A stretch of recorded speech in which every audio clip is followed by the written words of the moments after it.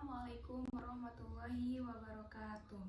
Robi sahri sodri wa yassirli amri wahlul 'uqdatam min lisani yafqahul qawli, amma ba'du. Puji syukur kehadiran Allah Subhanahu wa taala yang telah memberikan kita beribu-ribu bahkan berjuta-juta kenikmatan, yang mana salah satunya adalah nikmat sehat dan juga nikmat iman.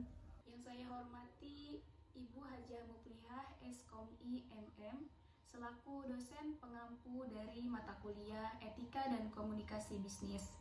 Baiklah, perkenalkan, nama saya Solihat. Saya mahasiswa dari Universitas Bina Bangsa, Prodi Manajemen semester 5. Di sini saya akan mempresentasikan mata kuliah Etika dan Komunikasi Bisnis yang berjudul Mengorganisasikan Presentasi. Teman-teman, perlu kita ketahui bahwa di dalam pengorganisasian presentasi itu terdapat 6 pola organisasi. Di antaranya ada pola kronologis, pola spasial, pola tropikal, ada pola kausal, pemecahan masalah, dan ada juga pola pemikiran bijaksana. Yang pastinya, dari ke-6 pola tersebut memiliki kegunaan tersendiri dalam suatu presentasi. Teman-teman, selain 6 pola yang tadi saya sebutkan, ada juga yang disebut dengan sekuensial motivasi dan organisasi klimaks lawan anti klimaks. Nah teman-teman, sekarang kita memasuki fase untuk memulai dan mengakhiri suatu presentasi.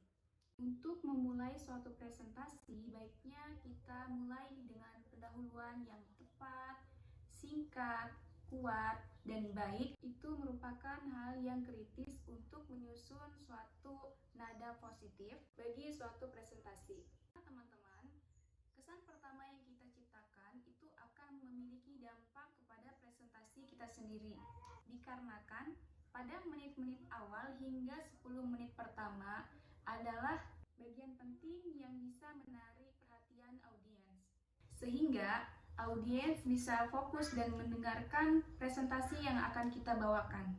Nah, di dalam pendahuluan, teman-teman bisa menggunakan pendahuluan untuk perkenalkan gagasan utama presentasi teman-teman semua. Tema ini menentukan dengan baik apakah audiens akan memutuskan untuk menyimak atau tidak presentasi yang kita bawakan. Berikut ada beberapa cara yang bisa kita gunakan. Yang pertama, bisa memperoleh perhatian yang menyenangkan. Kedua, meningkatkan keramah tamahan dan juga kebaikan antara pembicara dan audiens. Ketiga, memberikan alasan penting menyimak. Dan empat, mengarahkan audiens terhadap isi pesan maupun orientasi yang kita atau teman-teman bawakan. Dan untuk mengakhiri suatu presentasi, ada beberapa cara yang bisa kita terapkan. Di antaranya, yang pertama, kita bisa memberikan ringkasan poin-poin penting. Yang kedua, merujuk pada pesan pembuka. Yang ketiga, sertakan ajakan untuk bertindak.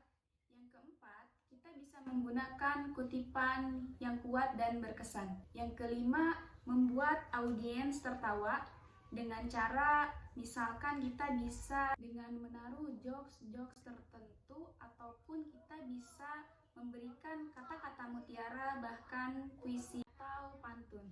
Yang terakhir, kita bisa menutup dengan mengucapkan salam dan terima kasih. Untuk selanjutnya, ada sebuah istilah yang dinamakan dengan transisi. Transisi merupakan suatu perpindahan dari fase awal menuju ke fase selanjutnya. Di dalam suatu presentasi biasanya terjadi suatu transisi. Karena suatu presentasi biasanya dilakukan oleh 3 orang bahkan lebih, maka disitulah terjadinya suatu transisi.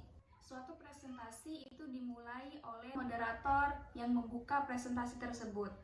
Maka dari moderator ganti ke pemateri 1, pemateri 2, pemateri 3, dan seterusnya. Itulah yang disebut dengan transisi. Yang terakhir ada pembuatan sketsa. Pembuatan sketsa ini bertindak sebagai ukuran persiapan kita dalam menyiapkan presentasi yang akan kita bawakan. Sketsa memperlihatkan analisis dan susunan gagasan di dalam presentasi. Sketsa juga menyatakan suatu jumlah dari materi pendukung yang telah kita kumpulkan. Perlu teman-teman ketahui, di dalam pembuatan sketsa ada beberapa hal yang harus kita perhatikan. Karena pembuatan sketsa ini hubungan dan berkaitan dengan suatu presentasi yang akan kita bawakan. Hasil atau tidaknya suatu presentasi itu tergantung kepada pembuatan sketsa atau persiapan awal sebelum presentasi itu dimulai.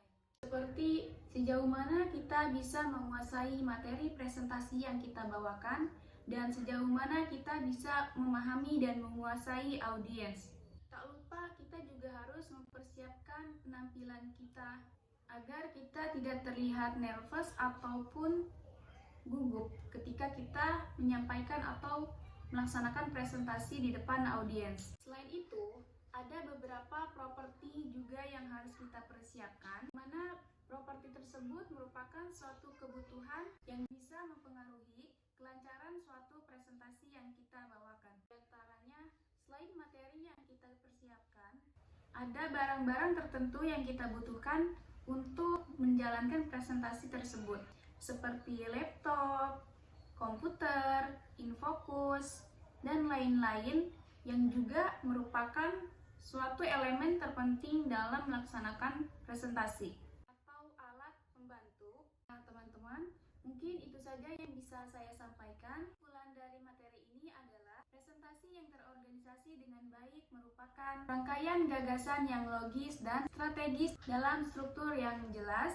koheren, dan terpadu. Presentasi yang terorganisasi dengan baik bisa membantu penyimak atau audiens memusatkan perhatian mereka dan memahami serta mengingat suatu pesan yang kita sampaikan di dalam presentasi tersebut. Serta gagasan yang terorganisasi dengan baik biasanya lebih persuasif.